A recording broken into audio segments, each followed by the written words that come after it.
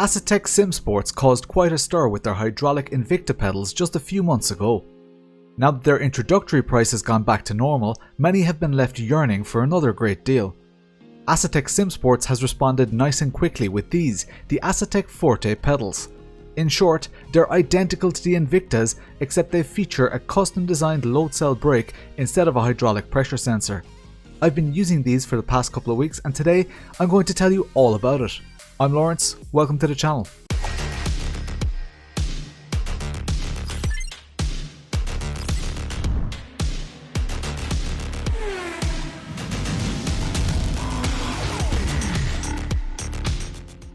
Introduction. On the left you'll see all the sections in this video. I've put timestamped links to each section in the description below. While you're down there, please hit the thumbs up button to help YouTube suggest this video to others like you. 70% of the people who watch my videos are not subscribed. Please consider subscribing and hit the notification bell if you want to be notified about upcoming reviews. I must say that I'm a little surprised by the pace at which Asetek Simsports is working here. Only a few short months after releasing their flagship pedals, we're treated to these.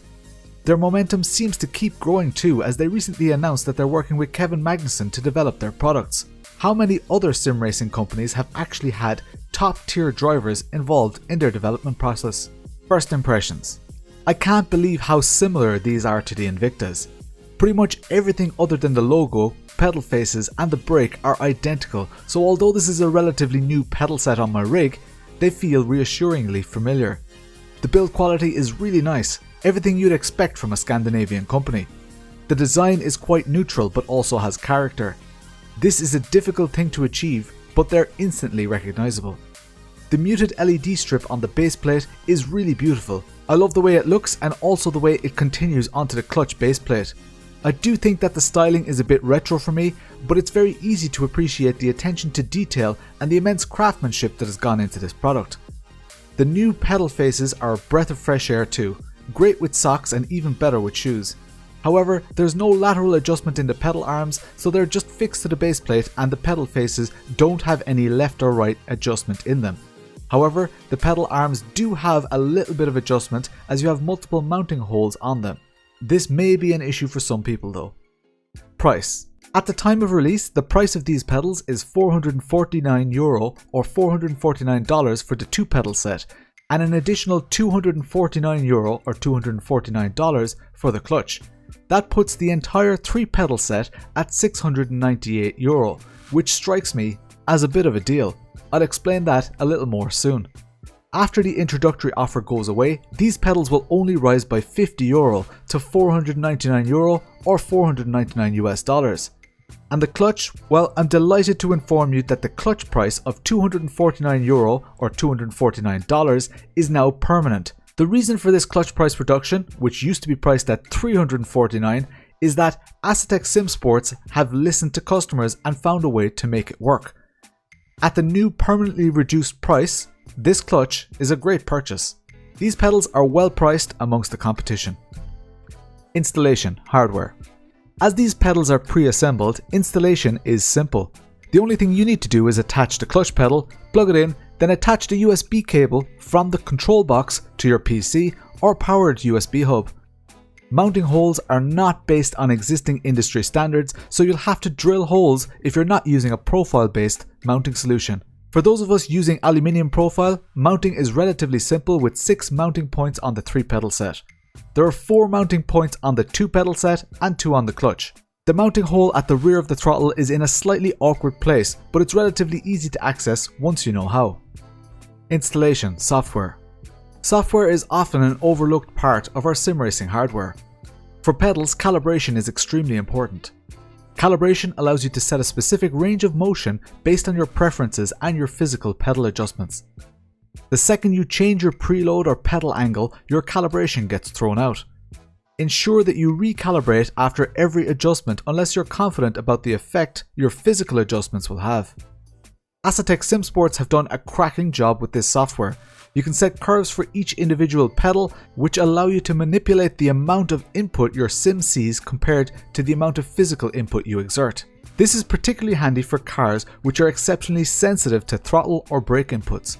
and also allows you to sync the clutch bite point with the dead zone or plateau, similar to what you would have with a real clutch. Although the curves are very useful for some, I tend to stick to linear activity with my brake and throttle. Maybe that's just the way my muscle memory works. With the Forte software, we don't get that nice interactive 3D model on the screen which we saw with the Invictas. I'm a little disappointed about that.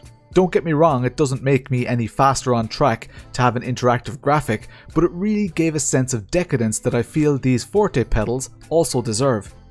Finally, I recommend removing the initial 2% of dead zone that the software enforces.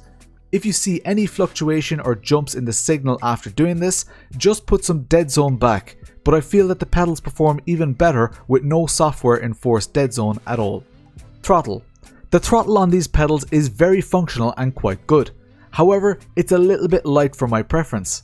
I like a slightly stiffer pedal, but ideally I'd love to be able to adjust it easily on the fly. I hope that Asetek addresses this need for a heavier throttle in future. The pedal faces are great, there's just enough grip and just enough slip in them. The throttle pedal plate is a little bit short for heel toe in its default configuration. With the limited adjustment on the pedal faces and arms, it may be difficult for some to get a clean purchase on the throttle when blipping during braking. I'd love to see a longer throttle pedal or one which has a better shape for heel and toe driving. That being said, heel and toe is manageable as long as you set up your brake to sit proud of the throttle as shown. Clutch. The clutch on this product is not overly complicated. It's functional and very adjustable. It serves its purpose well and has a decent weight to it to allow you to control your launches accurately. It features a cantilevered mechanism which is similar to the competition. At a glance, you can tell the engineering precision that has gone into this product. I did all sorts of H-pattern driving with these pedals, from rally to drifting to circuit racing. In a previous review, I did criticize the price, which was significantly higher than it is now.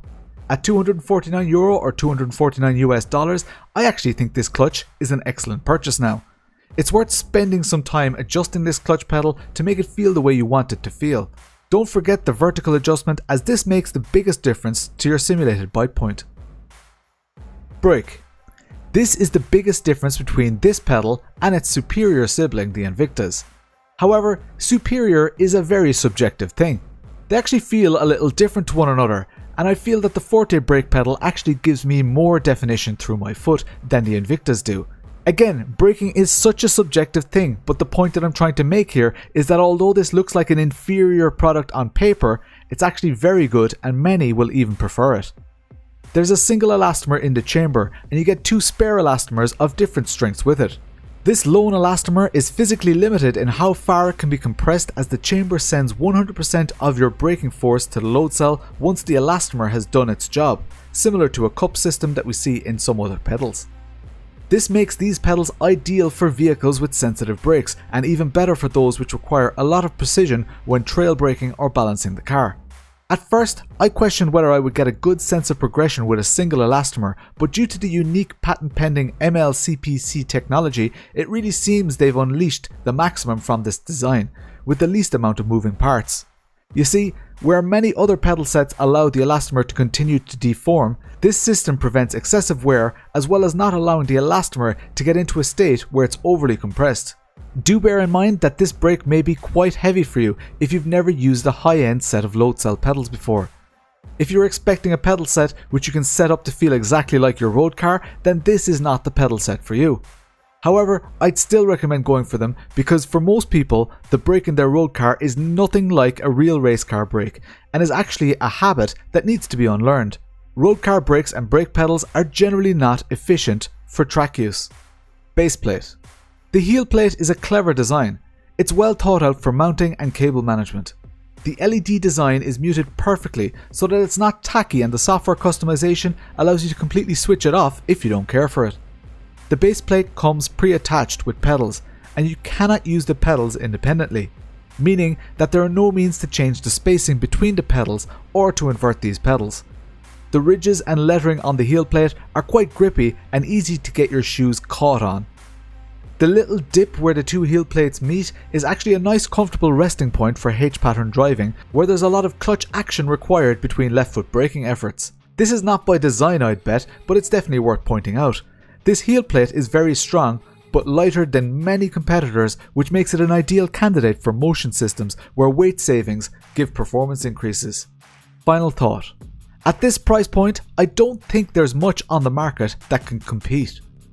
It's amazing to see a European-based company offer a European-designed and built solution, especially at this price. I expected many corners to be cut when it came to cost savings. I expected a mid-range product, but the Forte pedals are nothing short of top tier.